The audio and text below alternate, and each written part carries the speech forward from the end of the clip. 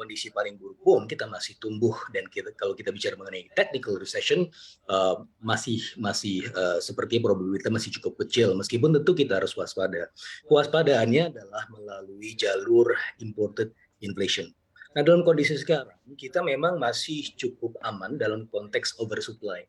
Tetapi bisa dilihat dari sisi yang lain, konteks oversupply ini jangan kemudian terlalu agresif di ekspor gitu ya, karena selama ini kita mengentertain ekspor sebagaimana di tahun 2021 kita mengalami semacam surplus perdagangan yang terbesar semenjak tahun 2006 ya, 35 miliar US dollar, 36 miliar US dollar, di mana pada saat itu kita lihat juga yang menjadi dominasinya adalah dari sisi komoditas. Nah, ketika kita terlalu agresif melakukan ekspor di komoditi, berdasarkan simulasi kami, ya, jadi ada semacam simulasi teknis yang disebut sebagai impulse response function, ini akan kemudian menghadirkan justru efek kontraksi ekonomi mulai tahun 2023 antara minus 0,7 sampai minus 0,8%. Artinya kalau kita pegang asumsi makro di tahun 2023 5,2 sampai 5,9%, even the worst case scenario itu jatuh di level 4%-an. Yang paling buruk sekalipun, kalaupun miss dari situ, itu masih tetap tumbuh. Nah, yang kita perlu khawatirkan sekarang adalah sebagaimana yang saya sampaikan tadi adalah lewat jalur imported inflation tadi. Suatu hal yang sebenarnya kita sekarang tidak mengalami itu secara cukup signifikan, tetapi kalau input produksi dikeluarkan semua, itu kita akan terpapar langsung lewat jalur imported inflation. Secepat apa? Nah, berdasarkan simulasi kami yang disebut sebagai Gauss-Markov switching regime, sekarang kalau kita lihat bandingkan antara Producers Price Index dengan Consumer Price Index, itu kan gap-nya itu cukup signifikan. Nah, kita mengukur kemudian probabilitasnya dengan simulasi ini, secepat apa gap yang tinggi ini antara Producer Price Index dan Consumer Price Index itu ditransmisikan langsung. Jadi udah give up produsennya, kemudian ditransmisikan ke konsumen. Ya, jadi probabilitasnya itu cukup tinggi dan secepat-cepatnya ini masuk di kuartal 3 tahun ini. Jadi kita bisa melihat bahwa satu indikasinya kemarin inflasi kita sudah tertinggi year on year semenjak tahun 2017, dan ini menjadi implikasi berikutnya di kuartal 3 dan juga kuartal 4. Begitu, Mbak Sinta. Baik, saya lihat kan di Amerika juga inflasi sudah mulai tinggi begitu ya, lalu di Indonesia juga demikian gitu. Namun kan nilai tukar rupiah ini masih rendah, sementara juga suku bunga juga masih ditahan. Anda sendiri melihatnya akan seperti apa kondisinya ke depan?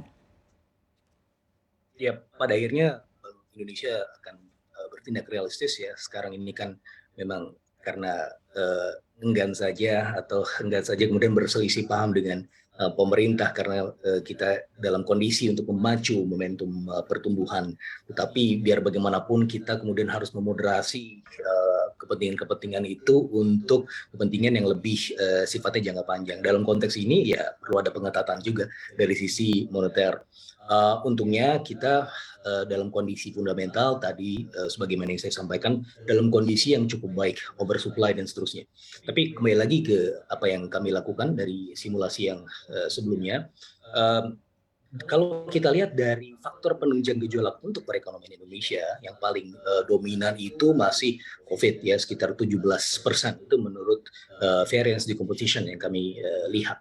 17%, artinya paling tinggi dibandingkan dengan yang lain. Nah, masalahnya yang kedua ini adalah 16% itu berasal dari sisi inflasi.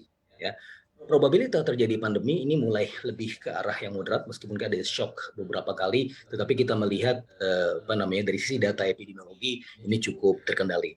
Nah, justru yang melonjak probabilitasnya adalah dalam konteks inflasi ini.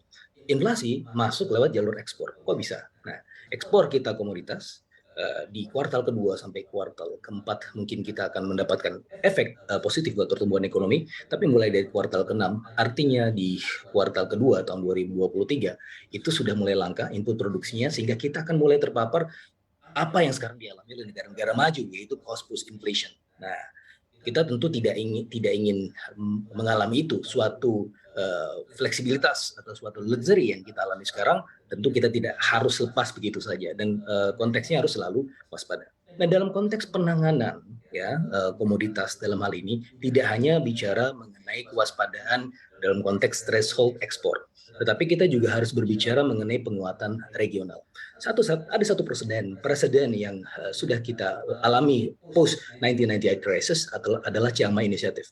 Ya, itu memang dalam konteks moneter, penguatan dari sisi international reserves, ASEAN plus 3 countries. Tapi kita bisa melihat juga sebagai presiden itu tadi kita tarik ke sana sekarang, kita bisa melakukan penguatan regional dari sisi komoditas dan itu sangat bisa dilakukan.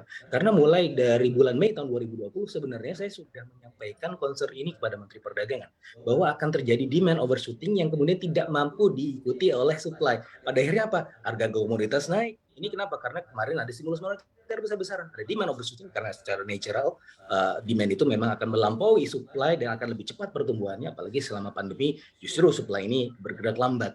Dan oleh karena kita melihat sekarang harga komoditas meningkat dan seterusnya, dan ditambah lagi dengan resiko geopolitik, dan pada saat ini semakin penting kiranya kita untuk kemudian melakukan penguatan kerjasama regional tersebut, gitu ya, dan kemudian meleverage Bulog bukan hanya di level nasional, tapi juga di level logistik regional. Bisa nggak? Doable. Ini masalah negosiasi dan lobby di tingkat negara dan tingkat Baik. regional.